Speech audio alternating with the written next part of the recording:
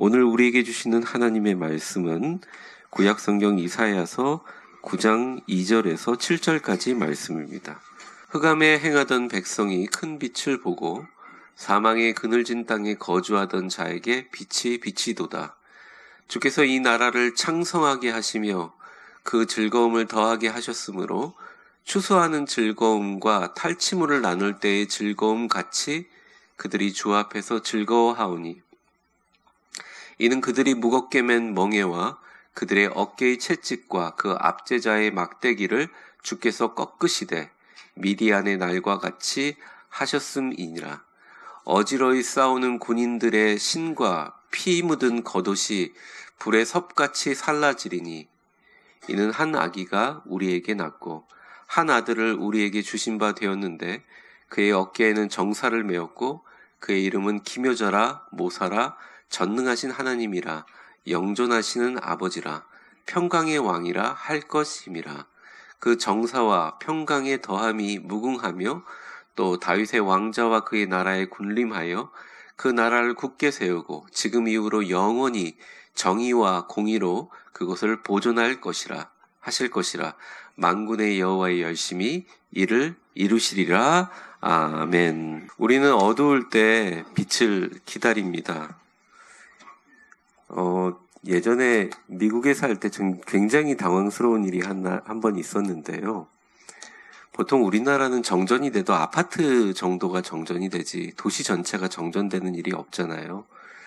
그런데 한 번은 정말 도시 전체가 정전이 돼서 컴컴함이 이렇게 창밖을 봐도 완전히 거리 자체가 칠흑 같은 어두움에 쌓인 적이 있었습니다.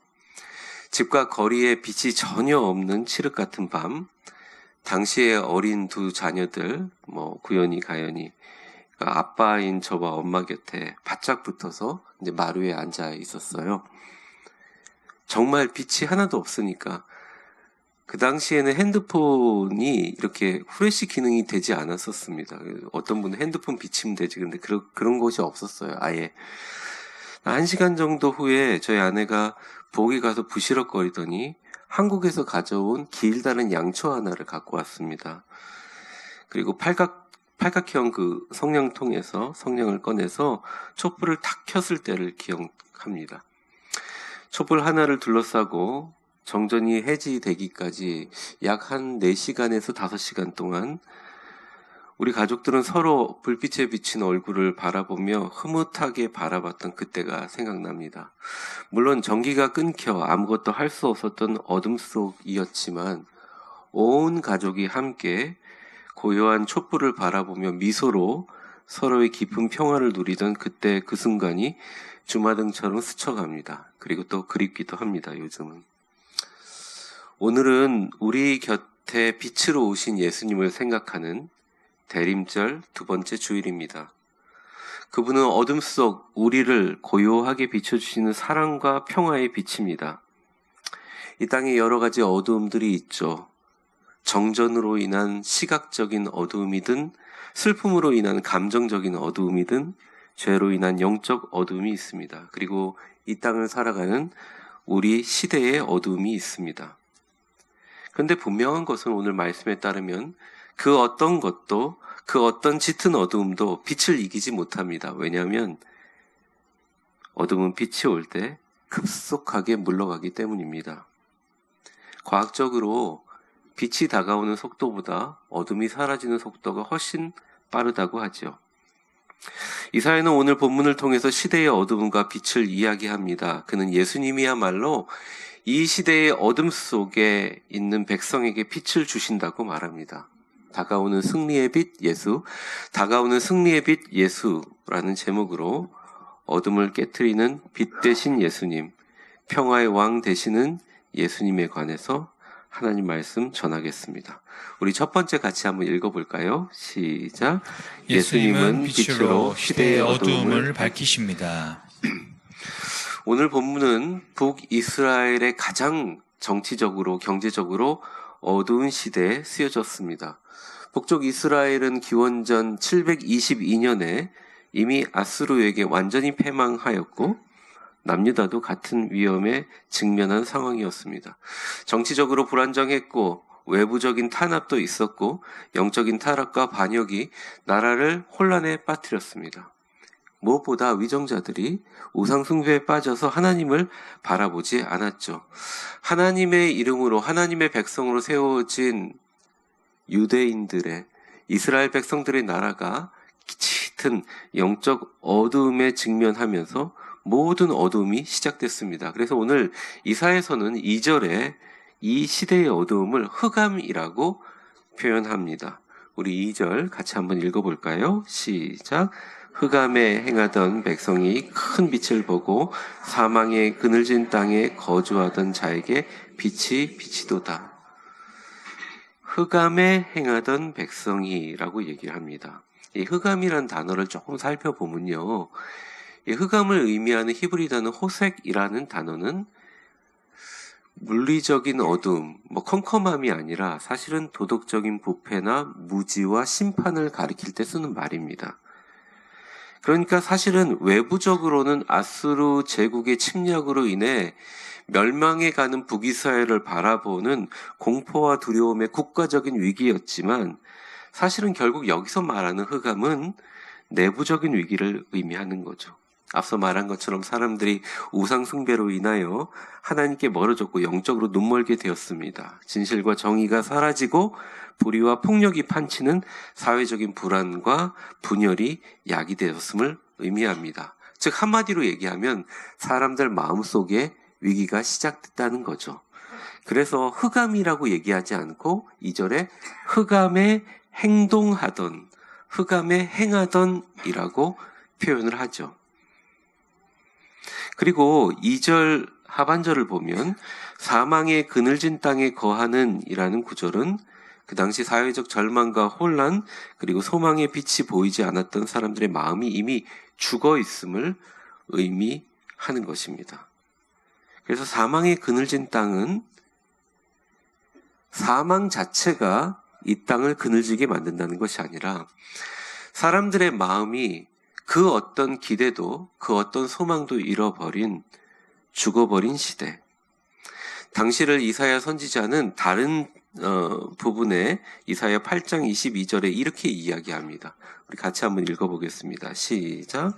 땅을 굽어보아도 환난과 흑암과 고통의 흑암뿐이니 그들이 심한 흑암 가운데로 쫓겨 들어가리라.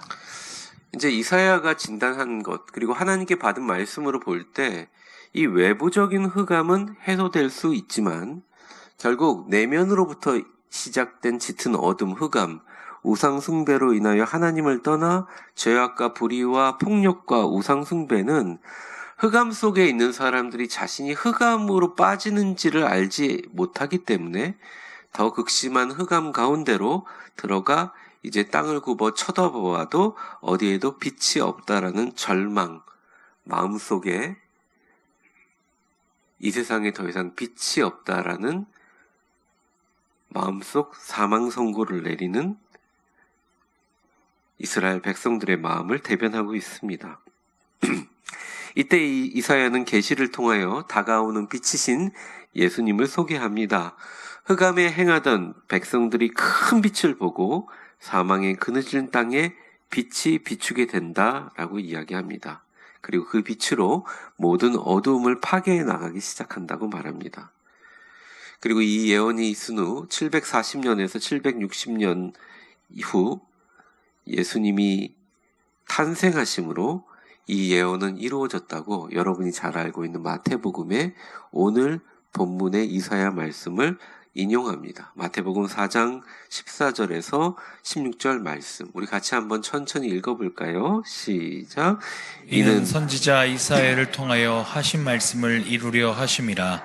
이르시되 스불론 땅과 납달리 땅과 요단강 저편 해변길과 이방의 갈릴리 앉은 백성이 큰 빛을 보았고 사망의 땅과 그늘에 앉은 자들에게 빛이 빛이었도다 하였느니라. 간단하게 얘기하면 이사야도 그렇고 마태도 그렇고 예수님이 오셔서 빛이 완성되었다. 예수님이 오셔서 어둠을 정복할 것이다. 예수님은 어두움을 폭로하실 뿐만 아니라 어둠을 완전히 정복하실 것이다. 그분의 삶과 죽음과 부활은 절망과 희망으로 변화시켜 모든 사람에게 구원의 승리와 능력을 가져올 것이다. 이야기합니다. 그리고 오늘 본문은 계속적으로 이 어둠이 어떤 식으로 예수의 빛에 의하여 무너져 가는가, 예수님의 빛이 어둠을 어떻게 이기시는가 3절에서부터 5절까지 쭉 묘사하고 있습니다. 3절입니다. 주께서 이 나라를 창성하게 하시며 그 즐거움을 더하게 하셨으므로 추수하는 즐거움과 탈취물을 나눌 때의 즐거움 같이 그들이 주 앞에 즐거워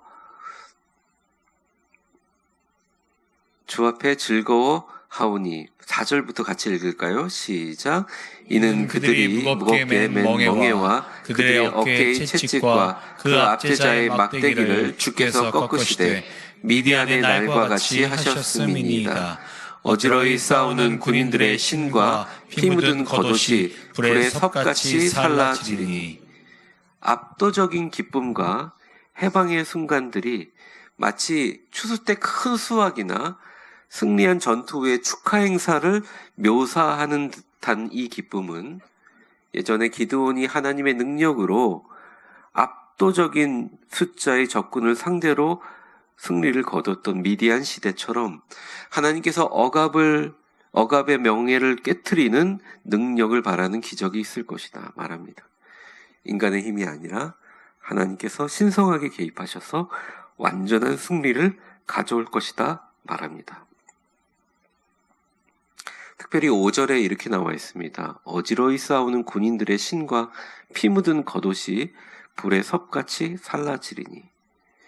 보기에는 좀 말씀이 흉악해 보이지만 사실은 이 말씀은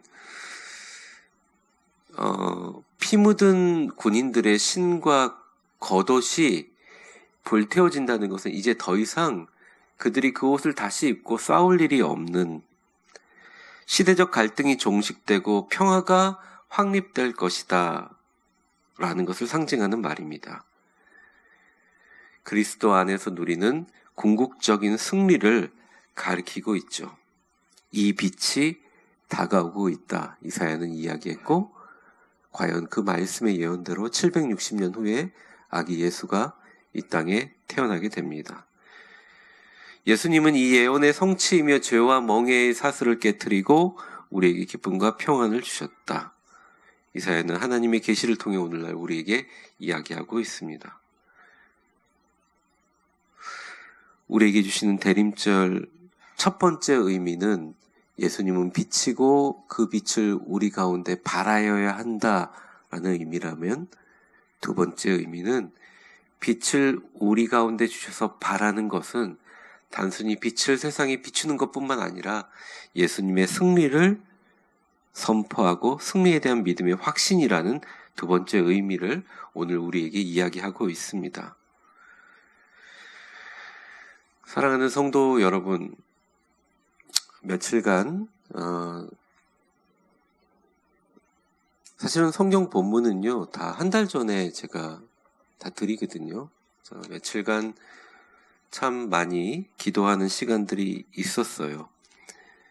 우리 모두 시대의 어두운 밤을 함께 지내고 있더라도 이 빛 대신 예수님을 품고 여러분도 각자의 자리에서 빛이 되어 그 빛으로 여러분의 주변과 이 세상을 비치는 승리의 빛으로 살아가기를 간절히 축복합니다. 이 세상의 빛으로 해결될 수 없음이 분명하니 예수의 빛을 들고 세상을 향해서 나아가는 여러분들 되시기를 바랍니다. 여러분은 예수님의 빛을 품은 사람들입니다. 우리 옆 사람 축복하며 한번 인사해 볼까요? 당신은 예수님의 승리의 빛을 품었습니다. 그 빛으로 세상을 밝히세요.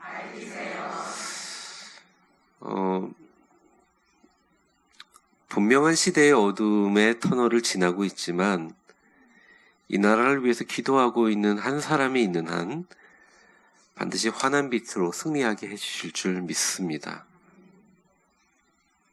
큰 수확과 승리한 전투의 축하 행사처럼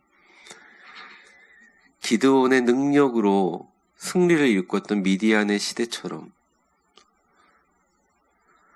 싸우고 힘들어하는 군인들의 신과 피 묻은 겉옷이 불의 섭같이 타버리고 없어져 버려서 필요가 없는 평화가, 갈등이 종식되는 날들이 이 땅에 오고 우리의 상황을 넘어서 하나님의 승리를 우리 모두 목도하게 될 것입니다.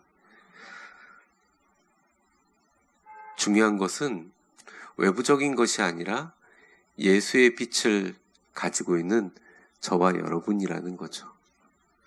주님은 여러분들 통해서 그 일을 이루시기를 원하십니다. 여기서 중요한 것이 하나 있어요. 그런데 예수님이 이 시대를 밝히고 이 시대를 승리하는 빛이라면 그 빛의 본질을 알아야 우리가 승리할 수 있는 필수 요건이라는 것입니다. 그 빛의 본질은 무엇일까요? 어떤 빛으로 우리가 이 세상을 밝혀야 할까요? 두 번째입니다. 우리 같이 한번 읽어볼까요? 시작. 예수님 승리의 빛은 사랑과 평화로 이 땅에 비추십니다. 이어지는 6절의 말씀에 승리의 빛이 되신 우리 메시아 예수님을 묘사하는데 우리가 화면을 보면 같이 한번 읽어볼까요? 시작. 이는 한 아기가 우리에게 낳고 한 아들을 우리에게 주신 바 되었는데 그의 어깨에는 정사를 메었고 그의 이름은 기묘자라 모사라 전능하신 하나님이라 영존하신 아버지라 평강의 왕이라 할 것이니라. 이 이사야의 예언은 영원한 왕국을 세울 한 아이에 대해서 선포합니다. 그래서 그의 어깨에 뭘 매었냐? 정사를 메었다고 합니다. 그리고 한 아기가 우리에게 낳는데 이제 베들레헴에서 난 그분의 탄생, 메시아 예수님, 아기 예수님을 이야기하면서 이제 평화와 의의 메시아 왕국이 시작될 것이다. 그래서 그 승리의 빛을 가지고 오시는 예수님의 승리의 빛의 본질에 대해서 6절이 네 가지 부분으로 묘사를 하고 있습니다. 첫 번째는 모사인데요. 이것은 원더풀 카운셀러 이렇게 영어로 쓰여 있기도 하지만 그냥 간단하게 얘기하면 훌륭한 상담가라는 것이죠. 예수님이 통치하실 때 훌륭한 상담가로서 통치하신다. 두 번째는 전능하신 하나님입니다. 능력을 가지시고 모든 것을 이기시는 하나님. 세 번째는 영존하시는 아버지 이렇게 나와 있습니다. 사랑과 연민으로 영원히 자신의 백성을 돌보시는 부모의 마음을 가지고 있다. 네 번째, 평강의 왕이다. 평화의 왕이다. 자신의 희생을 통해 우리를 하나님과 화해시키고 지속적인 평화를 이루시는 분이라는 것입니다. 예수님이 이 시대의 어두움을 이겨내는 진정한 승리의 빛인 이유는 그의 빛은 우리를 따뜻하게 상담해주고 때로는 전능하신 능력으로 우리를 이끌어 주시고 때로는 아버지처럼 부모의 마음으로 우리를 사랑해 주시며 우리를 감싸서 자신의 몸을 깨트리며 희생하며 하나님과 화해시키고 이 땅에 평화를 이루시는 진짜 왕이라는 것. 이것이 바로 예수의 승리의 빛이 가지고 있는 본질적인 네 가지 부분이라는 것입니다. 기독교인이라고 정치적 입장이 없겠냐고요? 있어요. 각자 다르고. 하지만 저는 여러분에게 꼭 말씀드리고 싶습니다. 기독교인이라는 것, 크리스찬인 것, 우리가 대한민국 국민이라는 것을 다 떠나서 먼저 우리는 예수님의 빛으로 구원받은 사람이기 때문에 우리가 세상에 영향력을 끼치는 빛은 이 세상을 향한 훌륭한 상담가여야 하고 전능하신 하나님의 능력을 대변해야 하며 우리를 사랑하시는 아버지의 사랑을 우리가 전파해야 하고 자기를 죽이시면서까지 사랑하며 십자가에서 하나님과 화해하셨던 그 화해의 정신과 지속적인 평화를 이루시는 그 빛을 이 세상에 전해야 되는 것이 우리 크리스찬이 아닐까 생각합니다. 진짜 예수 승리의 본질은 따뜻함, 능력, 사랑, 희생, 화해가 예수님이라는 승리의 빛의 본질이라는 것이에요. 이게 이길 수 있을까? 세상은 의문을 가질 수 있습니다. 이래가지고 되는 거 아니야? 바꿔야 되는 거 아니야? 물론 어느 정도 말은 맞지만 역사를 돌아보면서 결국 사람들에게 필요한 것은 바로 이 예수님이란 승리의 빛의 본질이라는 것이죠. 그 승리의 빛은 어떤 결과를 일으키는가? 오늘 마지막 절에 이렇게 나와 있습니다. 7절 우리 같이 읽어보겠습니다. 시작. 그 정사와 평강의 더함이 무궁하며 또 다윗의 왕자와 그의 나라에 군림하여 그 나라를 굳게 세우고 지금 이후로 영원히 정의와 공의로 그것을 보존하실 것이라. 만군의 여호와의 열심히 이를 이루시리라. 부패와 불안정으로 때로는 권력과 욕망으로 특정지어지는 이 세상의 나라와는 달리 그분의 통치가 시작되면 그 메시아의 왕국은 정의와 평화와 안정성을 가진 승리의 빛이다. 이사야는 하나님의 말씀을 대언하여 선포합니다. 요즘 저는 나라를 위해서 기도를 많이 하게 됩니다. 특별히 이 나라의 지도자들을 위해서 기도합니다. 그 옛날 다윗이 시편에 기도했던 공정과 정의를 실천하고 고난당하는 백성들을 살펴주고 아끼고 눈물을 닦아주는 공의와 평화의 왕 예수의 빛을 품은 그런 진짜 지도자들이 이 땅에 많아지기를 하나님께 기도하고 있습니다. 다윗은 시편 72편 1절에서부터 4절까지 이렇게 얘기했습니다. 우리 한번 같이 기도하는 마음으로 읽어볼까요? 시작. 하나님이여 주의 판단력을 왕에게 주시고 주의 공의를 왕의 아들에게 주소서. 그가 주의 백성을 공의로 재판하며 주의 가난한 자를 정의로 재판하리니 의로 말미암아 산들이 백성에게 평강을 주며 작은 산들도 그리하리로다. 그가 가난한 백성의 억울함을 풀어주며 궁핍한 자의 자손을 구원하며 압박하는 자를 꺾으리로다. 이 시대의 지도자들이 진정으로 중요한 결정을 내릴 때 주의 판단력과 공의로 기도하고 결정하고 백성들을 공의로 재판하며 가난한 자들을 정의로 보호해주고 그래서 백성들에게 평강을 주고 억울함을 풀어줘서 눈물을 닦아주고 궁핍하고 절망한 자들의 손을 일으켜주고 그들을 돌봐주는 그 하나님의 사람. 이 시대의 미래의 지도자들을 위해 다윗도 저도 여러분도 함께 기도해야 될 시기입니다. 그리고 무엇보다 먼저 우리가 주님의 승리의 빛을 비추는 빛으로 살아가야 합니다. 빛으로 오신 예수님을 기다리는 대림절입니다. 어둠이 점점 짙어지더라도 요동하지 말고 흔들리지 말아야 합니다. 우리는 모두 이 시대의 빛으로 부름받았고 예수님의 빛을 우리 영혼에 품고 세상에 비추어 하나님의 평화와 사랑을 반영하는 우리 모두 이 땅을 밝히는 횃불이기 때문입니다.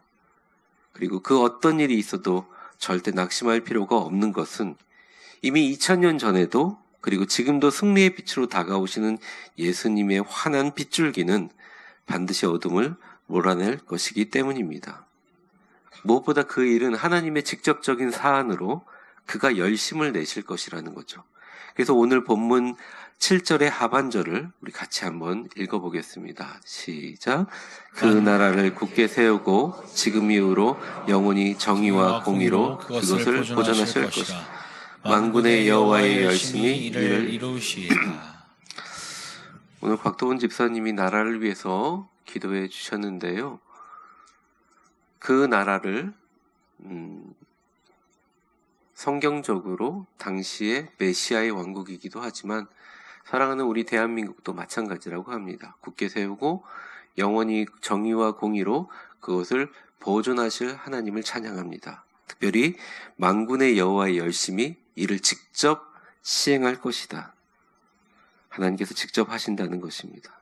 우리도 모두 주님을 믿고 승리의 빛이 되신 예수님만 의지했으면 좋겠습니다. 우리 옆 사람 한번 축복하겠습니다. 하나님께서 하실 것입니다.